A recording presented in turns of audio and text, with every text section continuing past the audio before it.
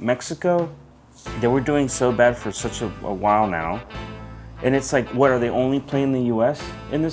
No, they're playing everyone else and they were getting mollywopped. Yeah. So, like, what are we talking about here? Like, it's like, no, dude, like, the rest of the Concacaf has gotten stronger. These tournaments, as much as we'd want to win them, don't matter. They don't, bro. They don't matter. If they would have won this, it wouldn't, like, put them in a better position anywhere. Like, these are glorified friendlies. Welcome to Hermanos FC. And on today's show, we're going to talk about the U.S. men's national team sucking eggs. Let me show you what a couple of people said before we get into it, though, because I think this is important. Show me everyone's comments. I'm going to show you your favorite person in the whole world. Who? Oh, This U.S. team came out against Panama and fell flat on their face. There are two ways that you can look at this, Stu. One, you can take the long approach and you can say, obviously, nothing really matters until the summer of 2026, and yes, the sky is not falling. Or you can look at it and say, this is unacceptable. This was a lackluster performance. This was a performance that was devoid of any emotion, any passion, any determination, and any direction. It was rudderless from top to bottom, and not just the score, the individual performances. This is on the players, and this is on Pochettino. Is the sky falling? No, but this is not good enough. And Mauricio Pochettino's job is to make us believe that something different is there, that something new is there, that we are going to see something that we haven't seen before. And guess what, my friends? We've seen that before. We do not want to see it again. all right. That was one. Okay. And then I think he goes on to say the same really. And he starts talking to Is To this what? team Good enough to what? to do things we haven't Taylor seen before? Twellman. No, I don't think Okay. so. The I don't Twirl think Dog. this team is any better than anything we've seen in the past. So we should set those expectations much lower when it comes to 2026 and what can be done. yeah. Okay. Yeah. Now, how is it possible that in 2025, 440, however many days before the World Cup, that this is where we are? Okay, so what have you seen that makes you think that this team can be better than anything we've seen before? I'm not necessarily disagreeing with you. I just want you to I Yeah. want you to be I'm gonna clear kick in him what in you the are face saying with a right now, soccer because ball. there are those that believe that this generation. all right, I have my... I'm not listening to him anymore, so can we stop watching this? Wait, Like, hang on a second. It's important. I know he is not. So there's that. And then there's, I think, this last one. I think this one is... What are you thinking right Now- now? How are you feeling now after Clint, that yeah. game? During my career, like the biggest low that there was not qualifying for the World Cup in 2018, right? So you think sometimes you have to take a step back to take two steps forward. And I people saw this talked one. about this team being the golden generation. You look at the step back, Copa America, not getting out of group there on home soil. Here tonight in an important game. As we get closer towards the World Cup, another failure so close to each other. It doesn't give you a lot of hope. You look around the crowd. More fans here for Mexico, and Mexico's been through a tough time in the last 7-8 years. Once you saw them lose against the U.S. in the first Concacaf Nations League final, it kind of started their trajectory of going down and ours going up. And then now you look at us in our situation right now, and it just doesn't give you a lot of confidence going towards this World Cup, having those two big failures so close to each other. Now Okay, so, and then the last thing that someone needed to comment on was old Deuce Head over here, Landon Donovan. I'm so sick of hearing how talented this group of players is and all the amazing clubs they play for. If you're going to show up and actually give a shiz about playing for your national team, decline the invite. Wow, that's weird. Talent is great. Pride is better. Okay, I guess really what I want to know is your reaction to the U.S.'s playing recently, and I'll kind of give you what I'm thinking. And just let me know kind of what you saw, what you hear, what do you think about the guys that are talking about it? Because I feel, and I'll just preface, I feel like it's a crazy overreaction. I feel like I don't think so. Well, how many games think has Poch played? Well, yeah. Well, hold That's on. what I'm getting at. I'm gonna. There's like a two-parter here. I don't disagree with what they said because let's also be honest here. USA has never been talented, right? They've always been like rough, gritty. You know, we've had enforcers. You know what I mean? You've had just chippy players. You had Dempsey, who was chippy. Yeah. Jermaine Jones. Yeah. Kobe Jones. Kobe Jones, yeah. Right? There's a lot of chippy guys. You had Eric Winalda. Onehu. Remember when he was, you know what I mean? We just had a lot of, like, you know, we were... gruff we men. were a physical team. Yeah. And we don't got that anymore. Yeah. Like, these players are all, like, way skilled compared to the past. But they don't work together well. Yeah, they're playing for bigger clubs and all that stuff like that. Yeah. Maybe they just don't gel well. They all play in different fucking teams too. Like, you know what I mean? It's hard to adjust for them. I keep seeing that there's a push for like a Diego Luna type style. I mean, person you that saw everyone him. like likes. You saw what he did against Canada. Yeah. He's good, but also because he's trying to prove himself and not trying to knock it, but he's trying to get out of the MLS, right? Yeah. He's trying to play overseas like these other guys are. Yeah. I do agree with it. It looked like they did look like lazy almost, but they're also playing a lot. I don't know, man. I don't want to make an excuse for them, but it did look like they didn't care much. It really did. It looked like they didn't care. I mean, about okay, the Concacaf Nations Cup. Okay, tell me what is the mental approach to playing a third place spot? Oh You know no, what I mean? I don't even put the Canada game up there. Like, I don't care. It's They the don't care the either. Panama Yeah, I don't really care that they lost that one. I guess what I'm trying to say is that they lost the Panama game. game. Yeah. Canada game was. But I mean, I think I mean, there's always bragging rights, right? Okay. Canada is now talking shit, which is good because now they're gonna take every game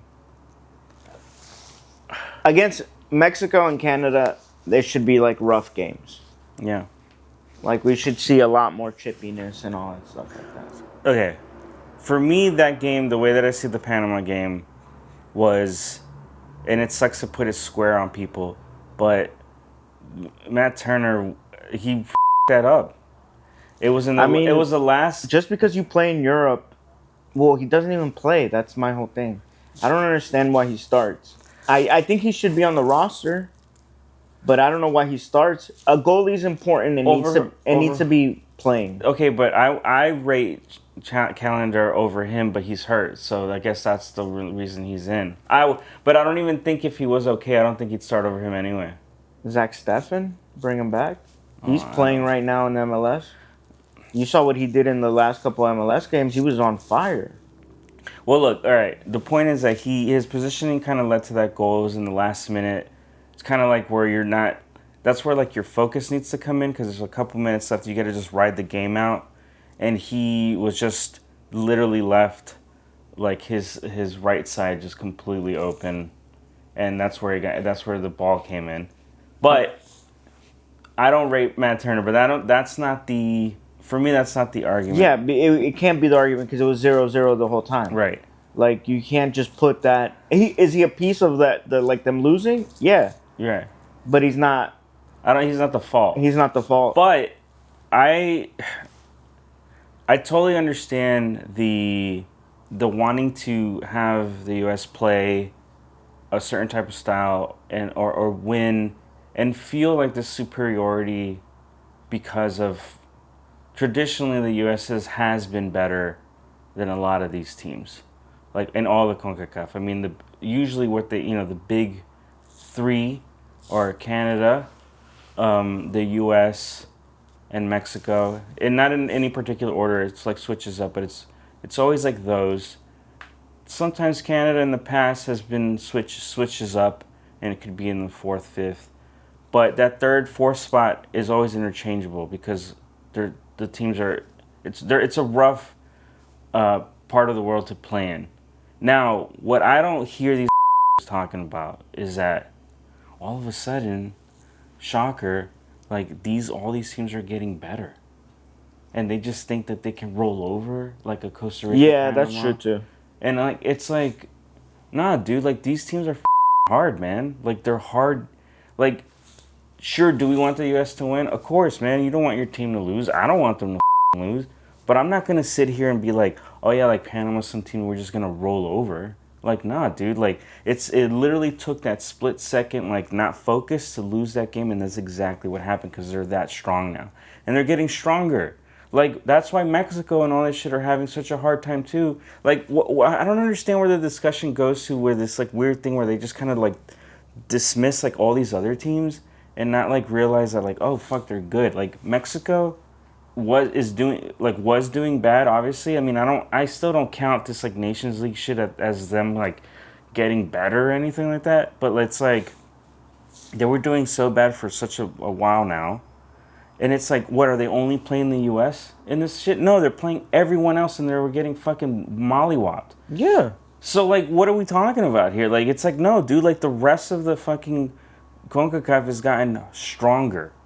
And, like, and I still think that we're in a better spot because of the talent that we have and all that kind of shit. But this isn't a walk in the park anymore kind of games. Like, it's just not. And then they just made that reference of, like, fucking doing bad at the Copa America. Dude, you're playing the hardest teams in the world, really. Like, what teams in South America are you going to roll over? Hold on, but I will say they needed to get up out of the group. I didn't think they needed to be number one. I'm not saying that. Sure, but who was in the group? Do you remember? No, but they should have. Let's roll back. Let's roll back to what was in that group. So the group was Uruguay, Panama, okay, USA, and Bolivia. All right, just that alone, Panama and Uruguay those are tough teams to play against. Like, let's just not fucking, like, there is criticism to be had about them, like, playing better, of course, but Pochettino had just got into the team, so fucking fucking chill on that. Yeah, let's not act like he has these players every week. Yeah, let's just be realistic about that. He had them in October for a friendly. Yeah. Then they left. They played a handful of games together. Let's see. I want to see how many games. He's played a handful of games with this team. They're not gelling. He's still as much as, like, this Nations League whatever. These are still training grounds for the team for the big tournament. So he hasn't been coaching them long. I want to say he has, like, 5 games in hand is the problem. And that's not enough for you to be, like, a significant difference or anything like that. No, I don't think so. So I feel like I put this more on the players than I do the coach. Yeah, like, so look, I want to talk about a player that was missing, Gio. Okay, so because I feel like he was there yesterday. Well, right, but I feel like Poch is also figuring everything out. Like, he's figuring out what players he wants to, like, make his, like, actual starting 11. Like, as much as we want to, like, be like, okay, they should have won or whatever. It's the fucking Nations League, all right? Let's take it easy. Like, it's still. But you did bring a squad though, so that doesn't make sense. Because you're training, I feel like you're still figuring out the squad at this point. And these tournaments, as much as we'd want to win them, don't matter. They don't, bro. They don't matter. If they would have won this, it wouldn't, like, put them in a better position anywhere. Like, these are glorified friendlies. I get it because, like, it's still playing the Americas. They're not sharpening themselves with, like, an Argentina, Brazil, Colombia, Spain. I think they play Brazil, like, next week or something like that, or some weird friendly. There's a friendly, I think, that they still have to play against the Brazil. So, like, okay. This is what Poch had to say about Gio. The most important thing is how he's showing in every single training session and spending time with us, because I think maybe he's not at his best. But he's here for us to try to get to know him, and from here to help him arrive at his best. This is the reality, Pochettino said. I am so honest, and what I think I see is this important player who was also an important player in the past. I think it's a player we need to recover and put at the same level as the rest of the players to have the possibility to compete in the World Cup. So he's already kind of, like, seeing that this is an important guy, but he's not there yet for us. Mm-hmm. He doesn't get too much playtime at Dortmund, and so they wants to try him out so he doesn't feel like he's, like, ready. But this is what I mean. He's still testing kind of everyone else still. And I feel I'm not totally worried though. Like everybody's like, oh, I mean, it sucks that they didn't get to the final. But if they would have gotten to the final, I don't think they would have beaten Mexico. Mm-hmm. I think Mexico has stepped up. They found out their squad now. Mm-hmm. They look good.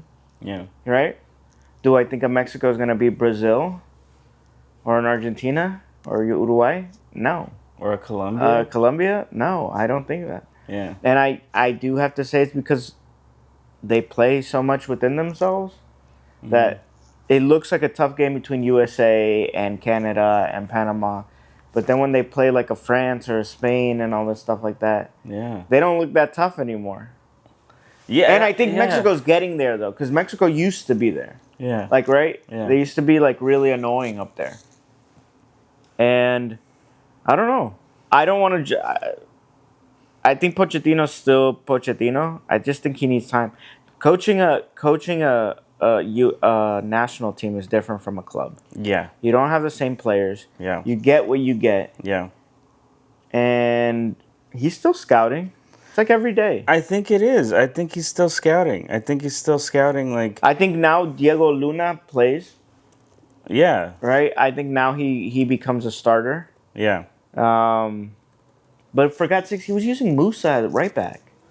That's what I'm saying. I think he's still figuring out. Yeah, he's still trying to figure out everything. Last word before. How do you think? Do you think the U.S. is in good hands and we're gonna be all right? I don't know.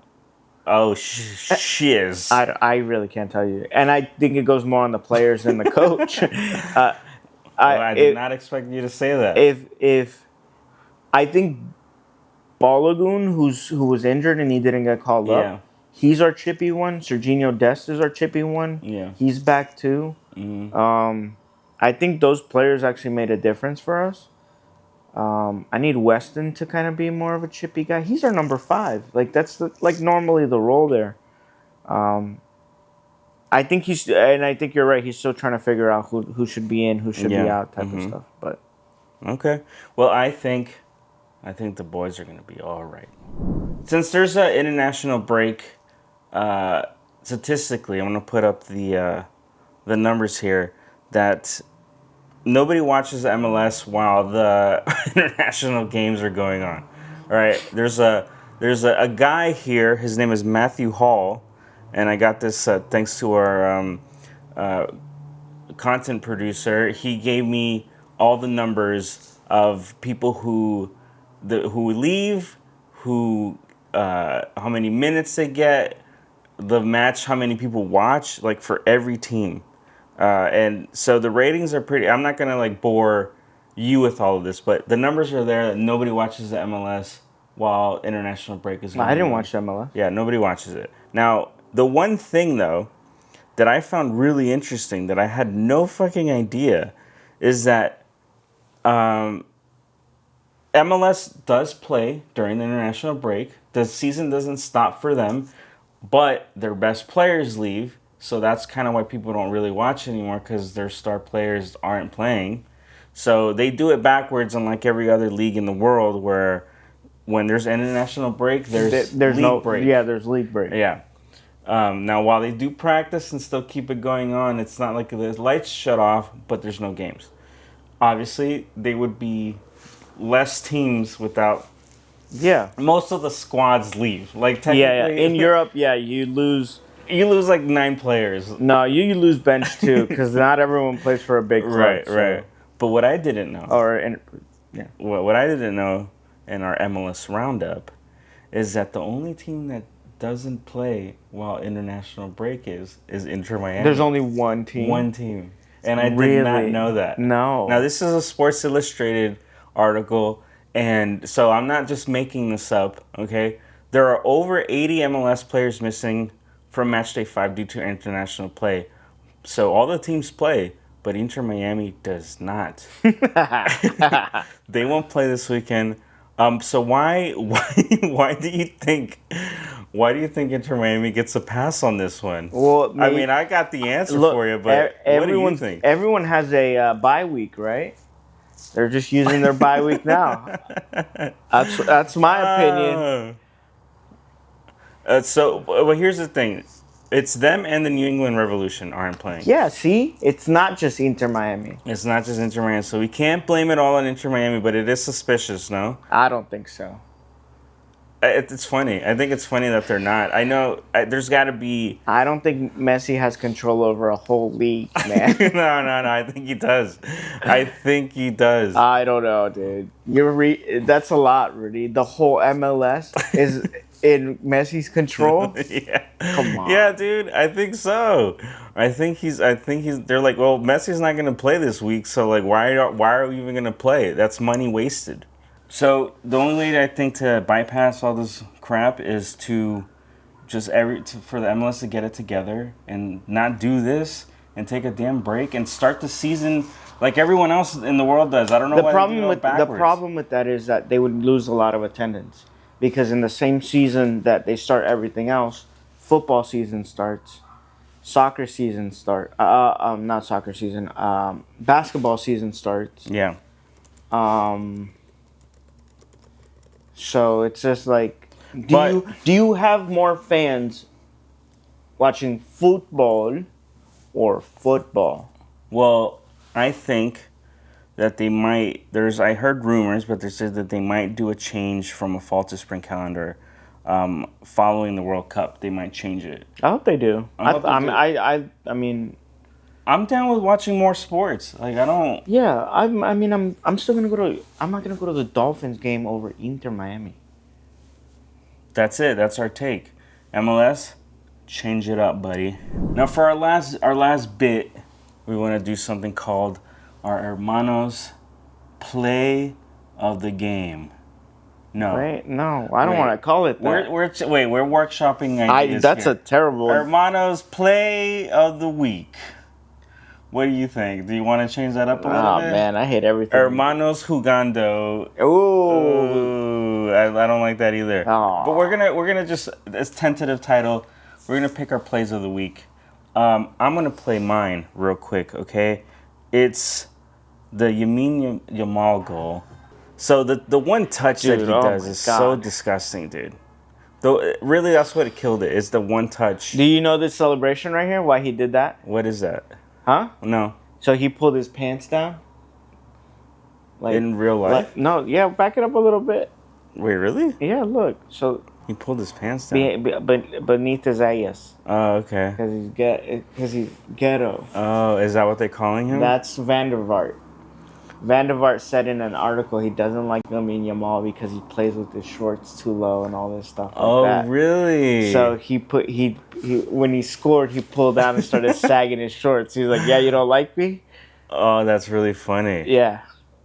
Van der Vaart is Dutch, right? I'm assuming. Yeah, he's from the Netherlands. Okay, right. That is so funny. Okay. Well, yeah, I thought that was like the nasty from this week. That was the nastiest. There's a couple funny plays that happened this week, but I know you got a good one. Yeah. Which one is it? Sock it to me with your play. Which one is it? I don't know. You don't know? Which one do you want to do, Christian? No, you tell me, bitch. It's your Hey, fucking man. pick. Come on. I didn't watch no football this weekend. You saw what you saw, so you got to give me one. Okay, Give me a pick. Give me your pick of the week. I'm going to do the Germany corner kick. The Germany corner kick.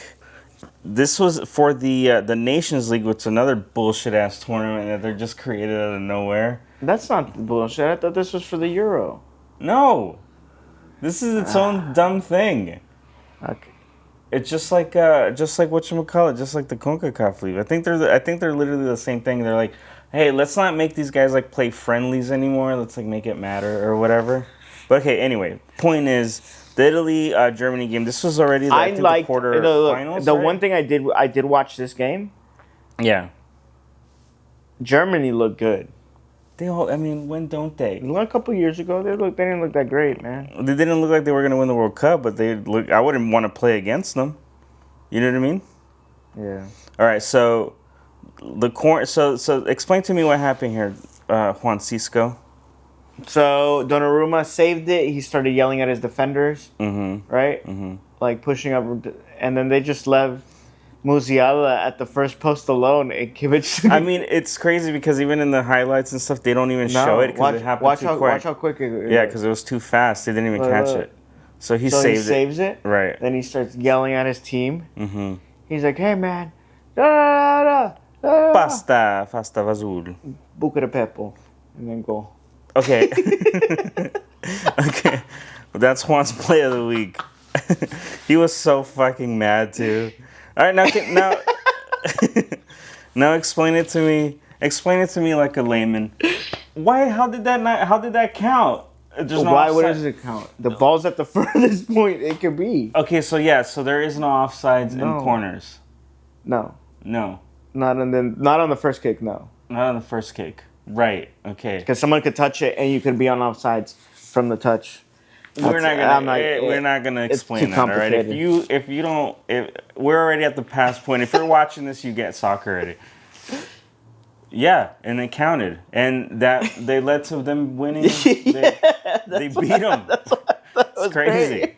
Crazy. What a way to fight. That's a shitty way to go out of that tournament. Italy lost. Wow. All right. Well, as always, thank you for watching us and liking us and commenting, and we'll talk to you in the next one. Ciao. Bye, everybody. Suck it right. All right. It's hot in there.